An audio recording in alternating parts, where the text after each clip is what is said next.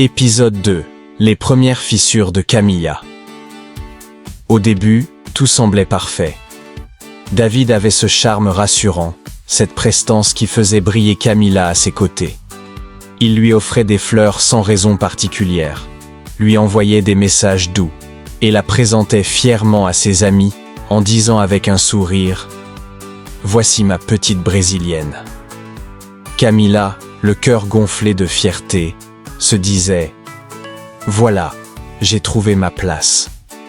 Peut-être que c'est ça, le grand amour. » Elle croyait avoir trouvé un port sûr, loin de l'agitation de son passé, loin de ses insécurités. Mais, comme une peinture qui commence à craqueler sous la lumière, les premières fissures apparurent. Un soir, dans un restaurant animé, alors qu'ils partageaient un dîner, David se mit à rire en entendant son accent portugais teinter son anglais. « Tu dis ça de façon drôle. Les Américains ne te prendront jamais au sérieux si tu continues comme ça. » Camilla sourit timidement, essayant de cacher la gêne qui l'envahissait. Elle rit aussi, pour ne pas paraître vexée, mais au fond d'elle, une petite douleur s'était installée. C'était comme une minuscule épine invisible, discrète, mais qui piquait à chaque respiration. Les jours suivants, la même remarque revint, encore et encore, sous des formes différentes. Tu devrais vraiment travailler ton accent. Tu sais, ici les gens respectent ceux qui parlent parfaitement anglais. Ce qui ressemblait à une plaisanterie au départ devint une critique répétée. Et chaque mot pesait sur elle comme une pierre. Les semaines passèrent, et avec elles, les critiques s'accumulèrent, discrètes mais constantes, comme une pluie fine qui finit par tremper même les vêtements les plus épais. Ne fréquente pas d'autres Brésiliens. Tu dois t'intégrer. Pourquoi tu veux parler à ta famille tout le temps? Tu vis ici maintenant, pas là-bas. Tu devrais être reconnaissante. Sans moi, tu serais perdue.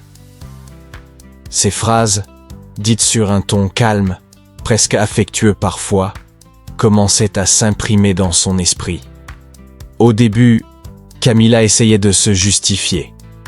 Mais parler avec ma famille me rassure. Les Brésiliens me rappellent la maison, ça me fait du bien.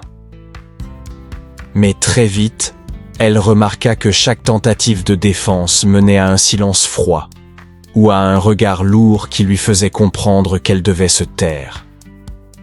Alors, elle se tut. Petit à petit, ce qui semblait être des conseils devint des ordres. Ce qui semblait être de l'amour se transforma en contrôle. Camilla commença à changer. Elle parlait moins avec sa famille, parfois en cachette, comme une adolescente qui commet une faute. Elle évitait les restaurants brésiliens, de peur d'entendre encore une remarque.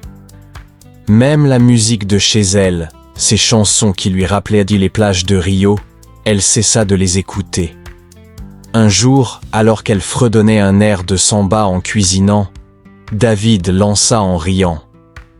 « Tu fais vraiment cliché quand tu fais ça ?» Elle éteignit la radio et ne remit plus jamais cette playlist. Camilla s'éloignait de sa culture, de sa langue, de ses racines. Elle commençait à se sentir comme une étrangère non seulement dans ce pays, mais aussi dans sa propre peau. Ses amis d'enfance lui manquaient.